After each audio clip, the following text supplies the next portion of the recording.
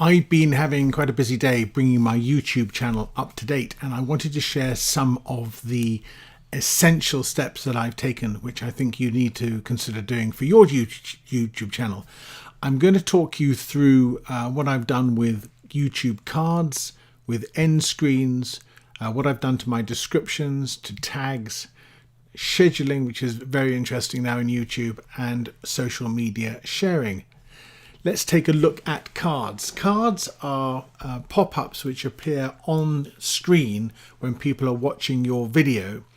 I've set them up to appear at the 30-second point and the 60-second point because I want to catch people before they drop off. I've got two cards set up. One is a click through to my 6-Minute Strategist Teachable Academy, which takes them through to the monthly subscription page. And the other one is to my website. And what happens is that you get a little pop-up you can see in the top left-hand corner. And then when people click on it, then they get the invitation to go and look at the Academy.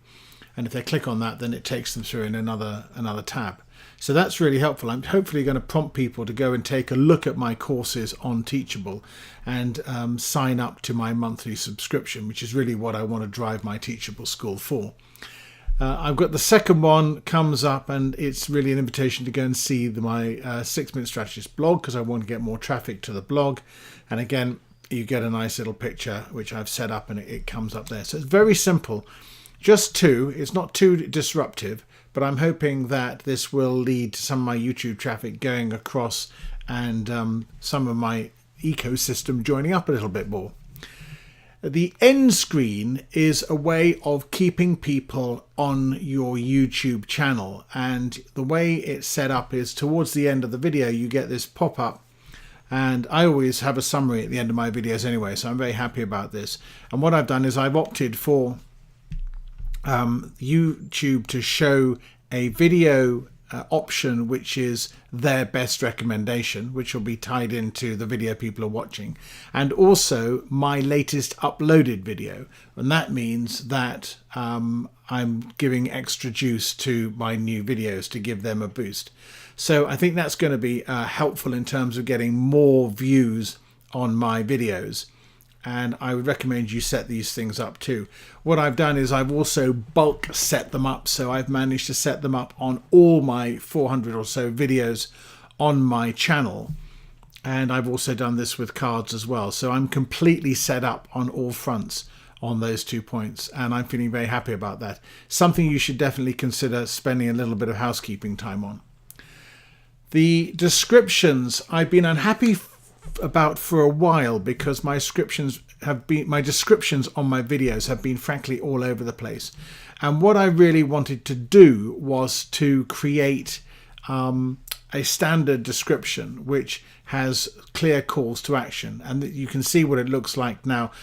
What I've done is for each category, for each playlist, and the categories and the playlists tie in together, I've got the call to action at the top for the course, encouraging people to subscribe to the channel, encouraging people to subscribe to the Academy, and then my courses, and then where people can link in to see me. And I've gone through and put that into all my videos as well. So now I've got a pretty standardized and up-to-date set of links in all my video descriptions. So I'm pretty happy about that as well. You'll see that these are short links. These are pretty links, which means I can now start to track. And these are already set up for YouTube, so they're not appearing anywhere else. So I can track now how many people are actually clicking on these links and how much follow through they're going to get. It'll be quite interesting to see how that goes. I've also done some work on my tags because my tags were somewhat all over the place. So I've got specialized tag groups now for each of the playlists, but I've also got a standard tag group for all the videos, and I've gone through and I've updated all the tags in all my videos. I've also set these up in the channel preloads, which means that new videos loading will now appear with the standard set of tags preloaded, which is one less job to do when I'm putting up new videos, because it's the best thing you can do is to make it as easy as possible to get these videos up. So I know every video is now tagged, and I know that every new video is going to be properly tagged. Of course, when you're actually playing around with videos, of course you can amend and change the tags if you wish. YouTube has now given us the ability to schedule our videos when we upload them. Now, the first mistake I've been making is when I get to the upload page, not selecting scheduled, leaving it on private or public, and then suddenly you find YouTube has very kindly already published it for you before you've had a chance to do anything about it. So you must make sure that that little box is selected to schedule before you upload the video. Once you have uploaded it, you can then set the date and time. I've aimed for late afternoon UK time, which means I'm catching the west coast of the US as well as the east coast. And it means that I can now start to have a regular posting schedule, which is really important in YouTube to help your subscribers get used to a consistent content coming out. And as I'm producing, something like 5 new videos a day on average, publishing 3 new videos a week is no great hardship.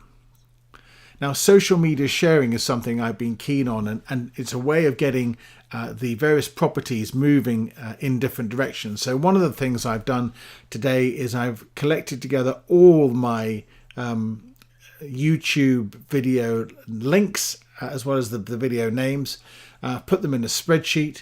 I've now set up, published 50 of them to schedule 1 per hour. So that's over the next 2 days. And that means I've now effectively created a short funnel. People will see them on my Twitter account. Hopefully people will click through. That means more people will watch my videos, which means they may see my cards, which might drive them to my academy, might drive them to my website, or they may look in the descriptions and click on a link. So hopefully that is starting to encourage more activity going around simply by putting out an informational YouTube video link, which people can follow back to YouTube. So it's all hopefully going to be part of this ecosystem building up. And once you've got the spreadsheet set up, it literally takes minutes to bulk schedule another 50 or 100. The maximum you can have is 350 scheduled at any one time. And that includes all the accounts that Hootsuite will allow you to schedule to. So at the moment, I'm playing it pretty gently, but I'll be interested to see. I'll look in my analytics in a couple of days' time and see how this has actually flowed through. Talking of Google Analytics, I've now installed Google Analytics on every course to make sure I can follow the traffic and understand the sources of the traffic. I've tied this into my management spreadsheet so I can now track and see where this traffic is coming from. Basically, I'm on YouTube, I'm looking at the numbers of subscribers and the overall total number of views, and I'll see how that changes over time. I'm not tracking it on a per video basis. There's about 400 videos. That's not going to work. So that's YouTube, my 6 essential updates. There's a lot going on in YouTube. YouTube's a really valuable channel for online course creators. I'm very excited about the updates I've achieved today, and I hope to see the results of them very shortly in the near future.